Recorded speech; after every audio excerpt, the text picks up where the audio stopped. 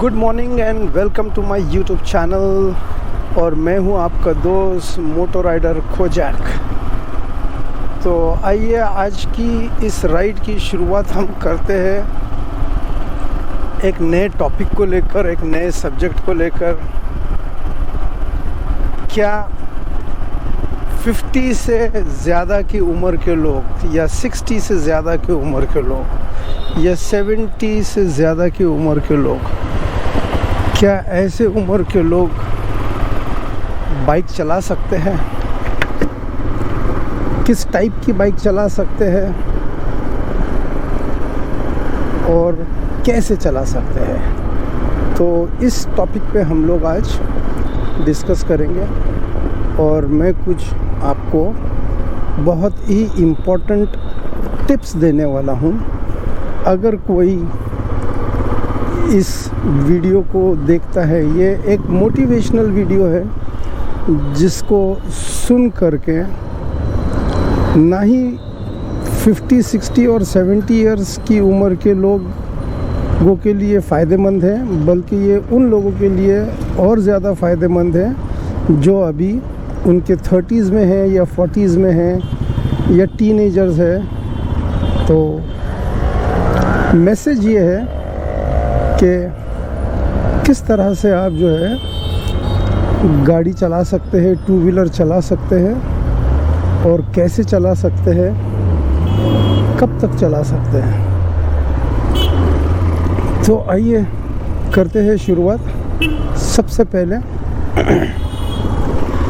मैं आपको जो है ये बताऊंगा कि किसी भी किस्म की बाइक चलाने के लिए उस शख्स को, मेल हो या फीमेल हो, अपनी हेल्थ को अच्छी तरह से मेंटेन रखना बहुत ज़रूरी है। मेंटेन रखने से मतलब ये है कि बहुत सारे टीनेजर्स जब ग्रो होते हैं और उनके जब फिर वो 30s में जाते हैं या 40s में जाते हैं तो अपनी हेल्थ की परवाह नहीं करते हैं। तो उनके लिए ये मेरा मैसेज है कि अगर आप इस वीडियो को देख रहे हैं तो ध्यान से सुनिए कि अपनी हेल्थ को किस तरह से आप जो है बरकरार रख सकते हैं, यानी कि कंटिन्यू रख सकते हैं, अच्छी रख सकते हैं। और अगर हेल्थ अच्छी रहेंगी तो आप जो है बाइक भी चला सकते हैं। तो आज का सब्जेक्ट चूँकि सिर्फ बाइक्स को लेकर है तो हम इसी सब्जेक्ट पे बात करेंगे। तो हेल्थ किस तरह से मेंटेन की जा सकती है। तो अगर आप ऑलरेडी आपके 40s में हैं या 50s में हैं तो आपको एक डेली रूटीन बनाना पड़ेगा जिसके साथ में आप जो है रेगुलर बेसिस पे अपने बॉडी के हर उस पार्ट को वर्कआउट दे सको, ताकि ये चीज़ जो है आपकी स्ट्रेंथ को मजबूत करेगी, यानी कि आपकी जो शक्ति है उसको इम्प्रूव करेगी। और अगर आप हेल्दी हो जाए और शक्तिशाली हो जाए तो आप इजीली कोई भी किस्म की बाइक राइड कर सकते हैं, बी इट स्ट्रीट बाइक हो या छोटी कोई स्कूटर हो, एक्टिवा हो या मोटर बाइक हो, यहाँ तक कि इवन बुलेट या कोई बड़ी किस्म की एडवेंचर बाइक या कोई हैवी बाइक, ये भी चला सकते हैं। अब ये तो फर्स्ट पार्ट था कि हेल्थ का क्या इम्पोर्टेंस है बाइक चलाने के लिए।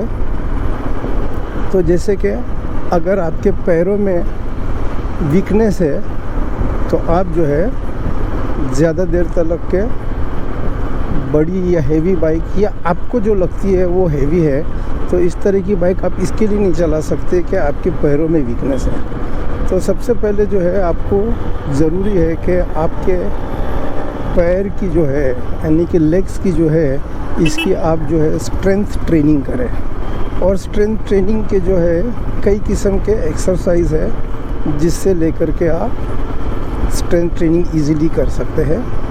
अगर आप ऑलरेडी अच्छे खासे चलते फिरते हैं, यानी कि आपके बॉडी में कोई इस तरह का प्रॉब्लम नहीं है कि कहीं एक क्रोनिक पेन हो या क्रोनिक कोई डिसऑर्डर हो या आपकी बैक में कोई प्रॉब्लम हो, स्पाइन में कोई प्रॉब्लम हो या नेक में हो, तो ये नहीं होने के बाद में ही आप जो है इस तरह की एक्सरसाइज ले सकते हैं। या अगर किसी को डाउट है तो पहले डॉक्टर को ज़रूर कंसल्ट कीजिए कि किस तरह से एक्सरसाइज की जाएगी। तो सिंपल स्टेप्स में स्ट्रेंथ ट्रेनिंग लेग्स की जो होती है वो आप कर सकते हैं सिटअप्स करके, स्क्वाट्स करके।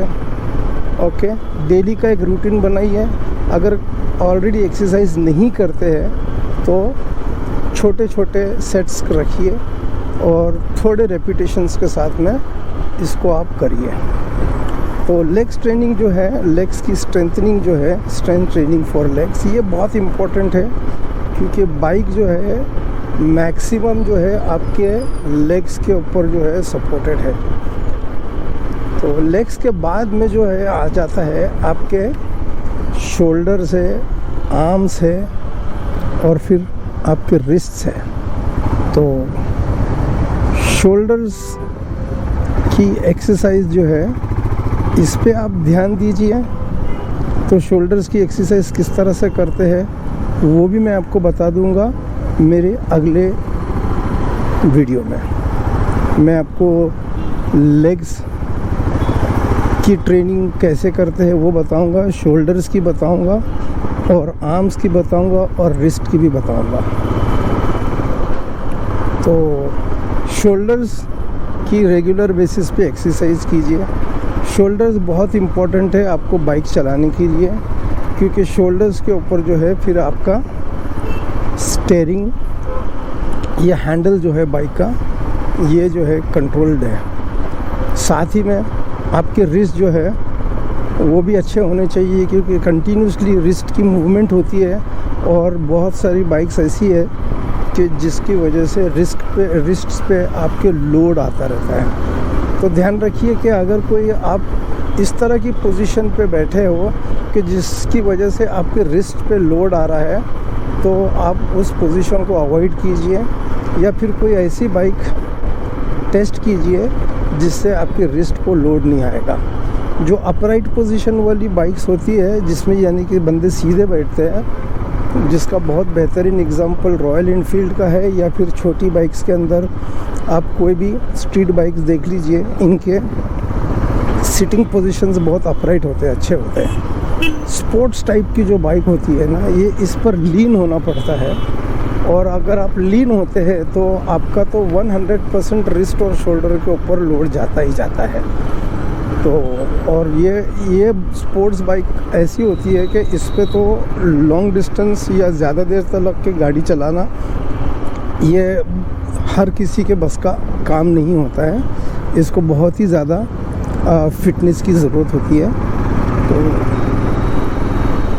आर्म्स एंड शोल्डर्स, तो ये दो इम्पोर्टेंट पार्ट्स है बॉडी के, तुम्हारे मसल्स ग्रुप है जिसको आपने रेगुलरली एक्सरसाइज करके स्ट्रॉन्ग बनाना है, ताकि आपकी बाइक को आप अच्छी तरह से हैंडल कर सकें। यानी कि स्टैंड पर लगाना, स्टैंड से उतारना, टर्न करना या कहीं पार्क करना गाड़ी को, तो इन सब चीज़ों के लिए आपको बहुत ज़्यादा ज़रूरी है कि आपके शोल्डर्स और आर्म जो है ये अच्छे मजबूत हो, ताकि आप बाइक को इजीली हैंडल कर सकें। अब रिस्ट का भी उतना ही इम्पोर्टेंट है जैसे मैंने बताया। तो स्पोर्ट्स बाइक हो या ना हो, रिस्ट की मूवमेंट बहुत होती है, और अगर ज़्यादा देर तक का आपको शौक़ है बाइक चलाने का, या आपका काम इस तरह से है कि आपको लॉन्ग आवर्स बाइक चलानी पड़ती है, तो आप ज़रूर रिस्ट को भी ध्यान दीजिए। तो ये सारी चीज़ें जो हैं मैंने आपको एक्सप्लेन की है। इसके बाद में थोड़ी सी आप जो एक्सरसाइज है वो चेस्ट पे भी ध्यान दीजिए। चेस्ट भी आपका सही रहेगा। तो जो विंड ब्लास्ट होती है, तो विंड ब्लास्ट के कारण चेस्ट में और शोल्डर्स में दोनों ही जगह जो है काफ़ी प्रेशर आता है। बहुत सारी बाइक्स ऐसी है कि जिस पर वाइज़र नहीं लगे हुए हैं, तो वाइज़र वाली जैसी बाइक्स होती है जिसमें बहुत सारी स्पोर्ट्स बाइक्स भी है और रोड बाइक्स भी है, टूरर बाइक्स भी है जिसमें वाइज़र्स होते हैं। तो ये वाइज़र काफ़ी हद तक जो है विंड ब्लास्ट को कंट्रोल करते हैं और आपके चेस्ट को और शोल्डर्स को इससे प्रोटेक्ट करते हैं। तो उम्मीद है मेरी इस छोटी सी वीडियो जिसमें मैंने आपको ये बताया कि किस तरह से आप जो है 50s, 60s और 70s में भी अपनी बाइक चला सकते हो, तो उसका इम्पोर्टेंस क्या है। तो ये सबसे पहला था हेल्थ। तो हेल्थ की तो मैंने बात बता दी। अब दूसरी बात ये है कि अगर आपको बाइक चलाना है, एडवेंचर बाइक चलाना हो या स्पोर्ट बाइक चलाना हो, और आप ऑलरेडी 50s क्रॉस कर चुके हैं या 60s में हैं या 70s में हैं, तो ये कैसे करोगे। तो इसके लिए ज़रूरी है कि पहले से आपको बाइक राइडिंग आनी चाहिए, यानी कि आपको कुछ पिछला एक्सपीरियंस बाइक राइडिंग का होना ज़रूरी है इसमें। तो बाइक राइडिंग की अगर एक्सपीरियंस है तो आजकल जो है हर बड़े बाइक मैन्युफैक्चरर्स या क्लब्स है